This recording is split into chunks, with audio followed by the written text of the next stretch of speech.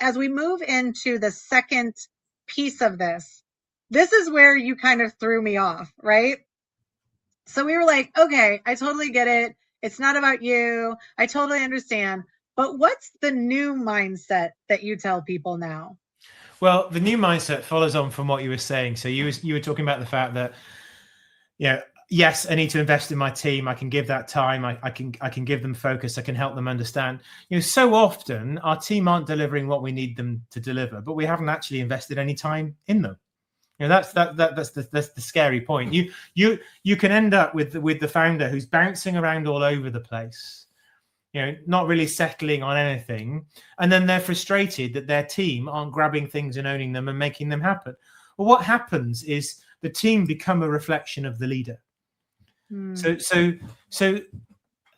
and the critical thing to get your head around is that when it comes to changing behaviors in your team, you can't actually change anybody else's behavior. Okay, you can only change your own. So the second mindset shift is it's only about you. And I need to qualify that. I need to explain a little bit about what's going on there, because if you want your team to get their act together, you have to start by cleaning up your own act. It's too easy for the leader to say this would be great if this team was delivering, but whose job is it to deliver a team? Well, that's your job. That's rule number one. So if you're, if you as a leader if you can't get my words out today, if you as a leader don't like what you see in the team, then look in the mirror, because they will absolutely become a reflection of you. And if you want a different response from them, the question that you need to be looking at is, how on earth do I need to be behaving to get the response that I want from them? What conversations do I need to be having? How do I need to be listening to them? How do I need to be showing up each day? Because, of course, never underestimate the impact you have just about how you show up. All of these things together, if I create a shift in my behavior, well, then I'll be able to engage a shift in their behavior. Yeah. There's a really neat model. John Maxwell talks about five levels of leadership, and I'm not a big fan of leadership models, but this one is actually very, very powerful. And he says level one leadership is where people follow you because they have to. Okay, and that's where you get the absolute minimum. If somebody's only working for you to collect the paycheck and they've got nowhere else to go, then here's the question then, Melissa, how much will they give? Not a lot. What do you reckon? Pardon? Not a lot. Yeah, the minimum, whatever they can get away with. Okay. Level two leadership is where you've got a deeper level of commitment from them. They'll give you more. Level two leadership is they follow you because they like you. And just to be clear, I'm not talking about trying to be everybody's best friend. That's not helpful. Okay? Right. But we've all worked for a manager we liked, and we've all worked for a manager we didn't like. You give more when there's a relationship. So now we've got a deeper level of commitment. Level three leadership is where they follow you because you deliver. And you're somebody who follows through on your commitments. You say you're going to do something, you do it. Things are better because you are there. And there's a degree of consistency that's coming through from that they appreciate and they value. So based on what they see in terms of what you're delivering, you get a deeper level of commitment from them. Level four leadership is a really interesting one because now you're getting a very, very deep level of commitment from your team. And if you think back in terms of your own experience, you'll have thought of this yourself, that if you think of a manager that you've worked for in the past that really helped to shape you, they sort of sponsored you, they almost molded you into the person you are today professionally. Does somebody come to mind when you think of that? Yes. Okay, brilliant. If they picked up the phone now and said, Melissa, I need a favor, and let's assume it's not burying a body in the woods, okay, what are you going to do? Answer the call. Okay. And the point is, you don't even work for them anymore, but the level of commitment you have for them is so deep that it transcends whether you're working for them or not. So that's level four leadership.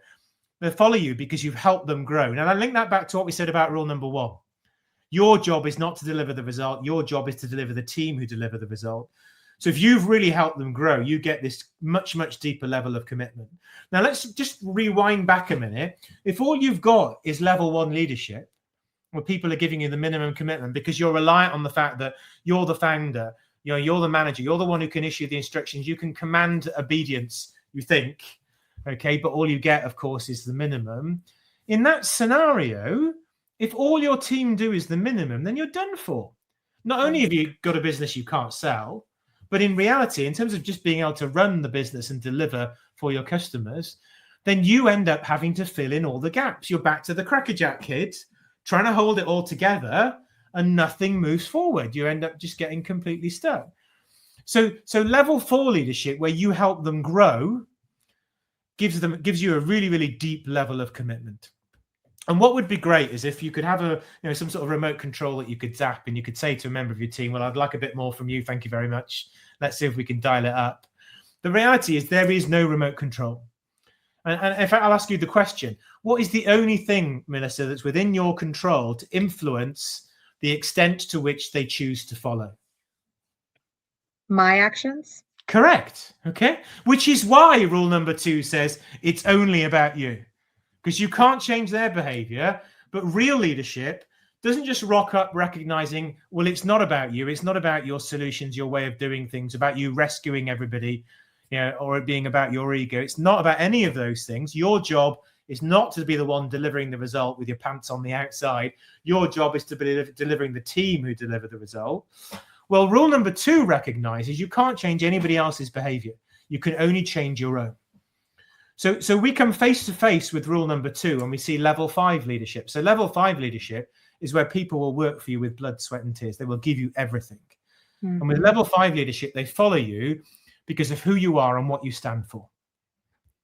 So it's very much like Gandhi's be the change that you want to see in the world. Rule number 2 is it's only about you, because that's the point at which if you focus on your behavior and how you show up and what you stand for, people will give you absolutely everything. And it completely transforms your business and your life and your valuation by creating a team that will deliver literally whether you are there or not. Mm-hmm. That's the difference we're talking about here. So really, we can sit these 2 rules side by side. Rule number 1 is the foundation. Rule number 2 is not a contradiction to rule number 1. If we said it's all about you, that is the opposite of rule number 1. That's the teenager who is the center of the known universe. Okay, it's all about that. But rule number 2 recognizes that, well, real leadership says, I'm going to stop waiting for everybody else to get their act together, and I'm going to start cleaning up my own act. One of my favorite quotes that really epitomizes rule number 2 was when Nelson Mandela said, I could not change others until I changed myself. That's what we're talking about here. So we stop waiting for everybody else to shift, and we start taking ownership and looking at our own behavior. And when we put rule number 1 and rule number 2, rule number 1 is the foundation. Rule number 2 is the one that really gets things moving. When you combine those 2, and obviously there's more, there's nuance, there's more we can do with it. There's elements you could pull out from all of these things. But once you've got those 2 things in place, that's when the magic really starts to happen. And it's all about mindset.